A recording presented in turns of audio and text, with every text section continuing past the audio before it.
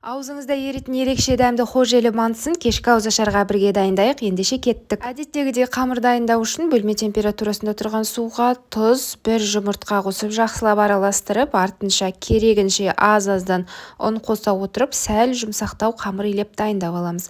Қамырымыздың иін қандырып, екі қайтара илеп аламыз. Артынша осылай жып-жылтыр болып шыға келеді қамырымыз. Аз-аздан ұн себе отырып, жұп-жұқа етіп қамырымызды жазып аламыз. Салмасына және пияз ұсақтап туралған. Пиязы неғұрлым көп болады, соғұрлым мантыңыз сочный болады. Бөліктерін кәдімгі мантыға қарағанда үлкендеу етіп бөліп аламыз, ортасына салмасын салып, кәдімгі мантыны түйген секілді буып түйіп аламыз. Хожелі мантысының ерекшелігі үлкен-үлкен әрі қамыры жұқа, өзі де жұқа болады. Видеодағыдай мантываркаға салатын кезде міндетті түрде сұйық жағып отырып салыңыздар.